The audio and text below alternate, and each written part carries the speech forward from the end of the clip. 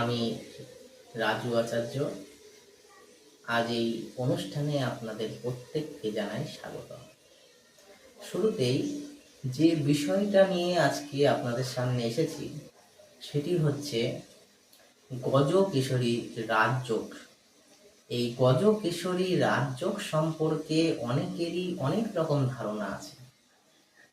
সাধারণত আমরা যে বিষয়টা জানি এ বিষয়ে সেটা হচ্ছে এই গজকেশরী রাজযোগ যদি কারোর জন্ম ছকে থেকে থাকে তাহলে কিন্তু এটি অত্যন্ত পজিটিভ একটি ফল দান করে, এটা আমরা প্রচলিত ভাষায় সকলেই জানি।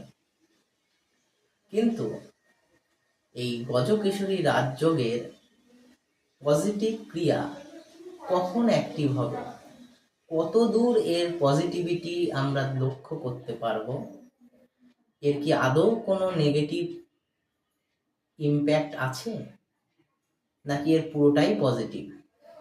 যদি পজিটিভ থেকে থাকে কতটুকু পজিটিভিটি নিয়ে এটি আমাদের শরীরে বা আমাদের জীবনকালে সঞ্চার হচ্ছে, এই সমস্ত ধ্যান ধারণা এবং যদি কিছু কনফিউশন থাকে এই সমস্ত কনফিউশনগুলিকে দূর করে একটি সুন্দর উপসংহার বা আপনাদেরকে বোঝানোর চেষ্টা করার জন্য আজ এই ভিডিওটির অবতারণা। দেখুন, গজকেশরী রাজযোগ কথাটির মধ্যেই এর পজিটিভিটি লক্ষ্য করা যেতে পারে। এই রাজযোগ কিন্তু একটা মানুষকে বা একটি জাতক বা জাতিকার জীবনকে জিরো থেকে একদম টপ অর্থাৎ শূন্য থেকে আকাশ পর্যন্ত তার ব্যক্তিকে পৌঁছে দিতে সক্ষম হয়। এখন প্রশ্ন হচ্ছে গজকেশরী রাজযোগটি কি? দেখুন, এর নামের মধ্যেই এর পজিটিভিটি লুকিয়ে আছে। গজ এবং কেশরী। গজ কথার অর্থ হচ্ছে হাতি, যেটি বৃহস্পতিকে রিপ্রেজেন্ট করে, এবং দ্বিতীয় যেটি হলো সেটি হচ্ছে কেশরী অর্থাৎ সিংহ, যেটি কিন্তু আবার চন্দ্রকে ইম্প্যাক্ট করছে বা চন্দ্রকে এটি রিপ্রেজেন্ট করছে। সুতরাং এটা বলাই যেতে পারে যদি কারুর জন্ম ছকে বা ন্যাটাল চার্টে যদি গজ এবং কেশরী অর্থাৎ সিংহ এবং হাতি এই দুটি পজিটিভ অবস্থায় থাকে তাহলে কিন্তু তার জীবনে যত বাধা বিপত্তি যত সমস্যায় থেকে থাকুক না কেন সে কিন্তু সহজেই এই গজকেশরী রাজযোগের প্রভাবে সে কিন্তু একদম সেই সমস্ত বাধা বিপত্তির অবসান ঘটিয়ে জীবনে একদম শীর্ষ স্থানে পৌঁছে যেতে পারে। তাহলে এখন প্রশ্ন হচ্ছে এই গজকেশরী যে রাজযোগের কথা আমি বলছি, এই গজকেশরী রাজযোগ কোন কোন ক্ষেত্রে আমাদের ন্যাটাল চার্টে অ্যাক্টিভ হয়? প্রথমত দেখুন, যদি কারোর জন্মছকে একটি হাউসে চন্দ্র এবং বৃহস্পতি একত্রিতভাবে অবস্থান করে তাহলে নর্মালি আমরা যেটা বলি সেটা হচ্ছে এক্ষেত্রে গজকেশরী রাজযোগ হয়েছে। কিন্তু লক্ষ্য রাখতে হবে এর সাথে সাথে কতগুলো জিনিস আমাদের সর্বদা দেখতে হবে। কি দেখতে হবে? নাম্বার 1, যে হাউসে এই চন্দ্র এবং বৃহস্পতি একত্রিতভাবে বসে আছে তারা কি দুটোই সমানভাবে পজিটিভ ক্রিয়া সৃষ্টি করছে, না একটি উচ্চস্থ না একটি নিচস্থ আছে? যদি এই দুটোর মধ্যে কোনোটি উচ্চস্থ হয় আর কোনোটি নিচস্থ হয় তাহলে কিন্তু এর পজিটিভিটি অনেকটা কমে যাবে। আর যদি দুটোই সহাবস্থান করে অর্থাৎ সুন্দরভাবে একই রকম পাওয়ার নিয়ে বসে থাকে তাহলে কিন্তু আমরা বলতে পারি যে গজকেশরী যে রাজযোগের যে পজিটিভিটি সেটা সম্পূর্ণভাবে আপনার জন্মছকে অ্যাক্টিভ হবে। এখন প্রশ্ন হচ্ছে এই যে গজকেশরী রাজযোগের কথা আমরা বলছি এর যে পজিটিভ ইম্প্যাক্ট সেটা একজন জাতক বা জাতিকার জীবনে কতটুকু প্রভাব বিস্তার করতে পারে? হ্যাঁ, অনেক প্রভাব বিস্তার করতে পারে। একটা জাতক বা জাতিকার জীবনের শুরুতে সর্বদা প্রথমে তাকে দেখতে হয় তার এডুকেশনের সেক্টরটা। দেখুন, যদি কারোর গজকেশরী রাজ্য অ্যাক্টিভ থাকে এবং তার পজিটিভিটি যদি অতিরিক্ত বেশি থাকে, তাহলে কিন্তু সেই জাতক বা জাতিকা আমরা এক কথায় বলতে পারি ইতিহাস সৃষ্টি করবে। শুধু ইতিহাস সৃষ্টি নয়, এই রাজযোগের প্রভাবে তার শিক্ষার যে ব্যাপ্তি সেটা উত্তরোত্তর অনেক বৃদ্ধি পাবে। তার মেন্টাল স্টেবিলিটি কিন্তু ক্রমাগত ঊর্ধ্বমুখী হবে, অর্থাৎ ধনাত্মক হবে।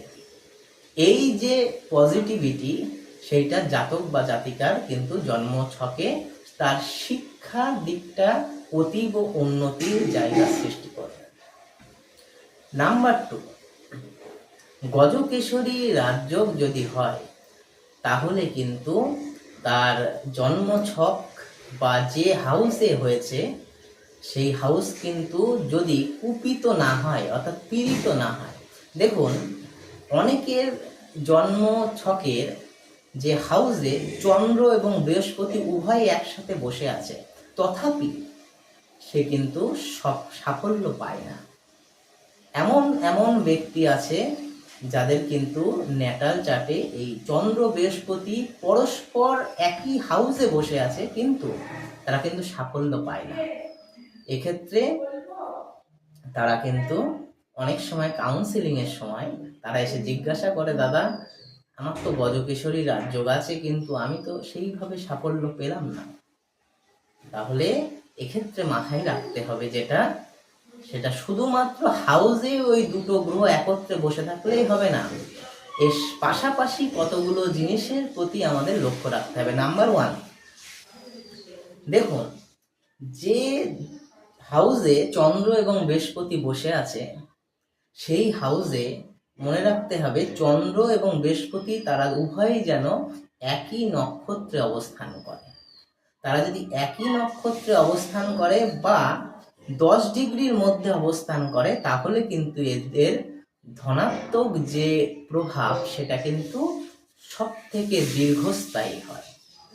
যদি এই জন্মছকের যে হাউসে তারা বসে আছে সেটি যদি কোনোভাবে ক্রমাগত একটি উচ্চস্থ এবং একটি নিচস্থ এইভাবে সমস্থানে তারা বসে থাকে, তাহলে কিন্তু এর পজিটিভিটি অতটা। দ্বিতীয়ত যে জিনিসটি আমাদের সকলের লক্ষ্য রাখতে হবে সেটি হচ্ছে দৃষ্টির উপর।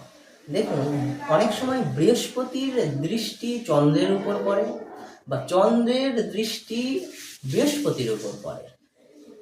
এক্ষেত্রে কিন্তু যদি উভয়ের ক্ষেত্রে দৃষ্টি বিনিময় হয়, তাহলেও কিন্তু গজকেশরী রাজযোগ সম্পূর্ণভাবে অ্যাক্টিভ হয়। তাহলে গজকেশরী রাজযোগ সৃষ্টির ক্ষেত্রে সর্বপ্রথম যে দুটি প্ল্যানেটের কথা আমরা জানতে পারছি সেটা হলো বৃহস্পতি এবং চন্দ্র।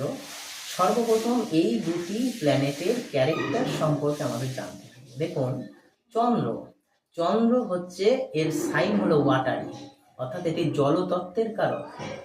এর যে বর্ণ সেটা হলো বৈশ্য বর্ণ, অর্থাৎ এর কাজ হলো কর্ম, অর্থাৎ কর্মকে এ রিপ্রেজেন্ট করে। কারণ যদি চন্দ্র খুব ভালো পজিটিভ ভাবে থাকে, তাহলে কিন্তু তার কর্মের জায়গাটা উত্তরোত্তর খুব ভালোর দিকে যাবে। দ্বিতীয় যে প্ল্যানেটের কথা আমরা বলছি সেটা হচ্ছে বৃহস্পতি। বৃহস্পতি হলো অগ্নিতত্ত্বের কারক, অর্থাৎ এর মধ্যে আগুনের মতো তেজ আছে। এর যে বর্ণ সেটি হলো ব্রাহ্মণ বর্ণ, অর্থাৎ বিপ্রবর্ণ। ব্রাহ্মণ অর্থাৎ ব্রহ্মত্ব। যে ব্যক্তির মধ্যে ব্রহ্মত্ব আছে, অর্থাৎ নলেজ আছে, তাহলে যার মধ্যে জ্ঞান আছে, নলেজ আছে, সেটিকে রিপ্রেজেন্ট করছে বৃহস্পতি। তাহলে এই দুটি যদি একত্রিত হয়ে যায়, অর্থাৎ চন্দ্র এবং বৃহস্পতি, চন্দ্র কি কাজ করছে? চন্দ্রের কাজ হচ্ছে ব্যবসা এবং বৃহস্পতির কাজ হচ্ছে নলেজ বা জ্ঞান। এই দুটি যখন একত্রিত হয়ে যাবে, তখন কিন্তু সেই জাতক বা জাতিকার জীবনে যে সুসময় সেটা অতীব মাত্রায় হাই পিক আপ হয়ে যাবে, অর্থাৎ অতীব মাত্রায় তার সাফল্য মণ্ডিত হতে থাকবে। সে যত এগোবে তত কিন্তু তার এগোনোর পথ উত্তরোত্তর খুলে যাবে। এখন প্রশ্ন হচ্ছে, গজকেশরী যে রাজযোগের কথা বললাম, তাহলে এই গজকেশরী রাজযোগের ফলে কি কি হয়? নাম্বার 1, শিক্ষা।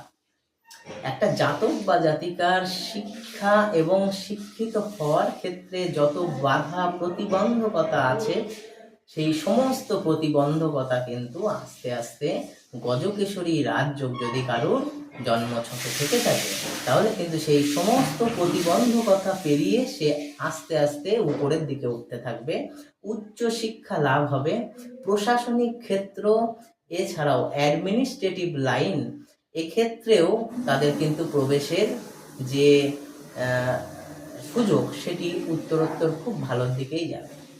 Number 2, health. স্বাস্থ্য বিষয়ক ক্ষেত্রে আমি একটা জিনিস বলবো, এক্ষেত্রে দেখুন, যেহেতু গজ এবং কেশরী অর্থাৎ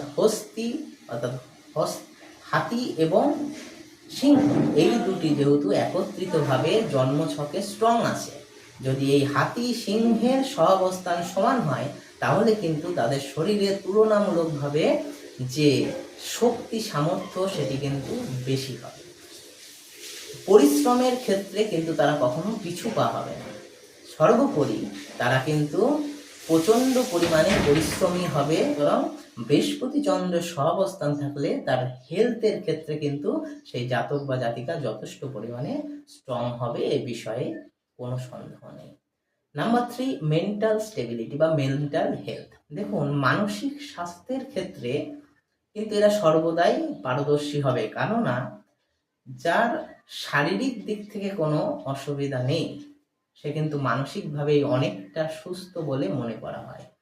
আবার এর বিপরীত একটি ব্যাখ্যাও আছে, সেটা পরে বলা যাবে, কিন্তু ওভারঅলগত দিক থেকে আমরা যদি দেখতে পারি, সেটা হলো যে মেন্টাল স্টেবিলিটির ক্ষেত্রে কিন্তু এই জাতক বা জাতিকা যাদের মধ্যে গজকেশরী যোগ আছে, তারা কিন্তু যথেষ্ট পারদর্শী, তারা কিন্তু ক্রমাগত সাফল্যের দিকে এগোবে। নাম্বার 3, অর্থ বা ধন প্রাপ্তি। ধন, অর্থ, নেম ফ্রেম, প্রাচুর্যতা এবং যত পরিমাণ জ্ঞান তাদের মধ্যে থাকবে, তারা কিন্তু সেই জ্ঞানকে কাজে লাগিয়ে পজিটিভ বৃহস্পতির ইম্প্যাক্টে তারা কিন্তু ক্রমাগত সাফল্যমণ্ডিত হবে। সুতরাং একথা সর্বদা মনে রাখা প্রয়োজন যে বৃহস্পতি চন্দ্রের যে অভূতপূর্ণ মিলন বা অভূতপূর্ণ সহাবস্থান, এটি যদি কারোর জন্মছকের একটি নির্দিষ্ট হাউসে বজায় থাকে, তাহলে কিন্তু একথা মনে করা যেতেই পারে যে তাদের কিন্তু ভবিষ্যৎ খুব আলোকিত, তারা কিন্তু খুব ভালোভাবে তাদের জীবন অতিবাহিত করতে পারবে, এবং তাদের দ্বারা কিন্তু অন্যান্য তার পারিপার্শ্বিক ব্যক্তিদের কিন্তু সাহায্য হবে। তাহলে আজ যে গজকেশরী রাজযোগ সম্পর্কে আপনাদের সামনে বললাম, আশা করি এই গজকেশরী রাজযোগ যদি কারোর জন্মছকে থেকে থাকে, তাহলে তারা যদি তাদের সুফল পেয়ে থাকেন তাহলে খুবই ভালো, যদি না পেয়ে থাকেন, এটি অ্যাক্টিভ করার বা পজিটিভ করার জন্য যে পন্থা অবলম্বন করা প্রয়োজন, সেটি কিন্তু একজন অভিজ্ঞ অ্যাস্ট্রোলজার ভালোভাবেই সেটিকে ব্যাখ্যা করতে পারে।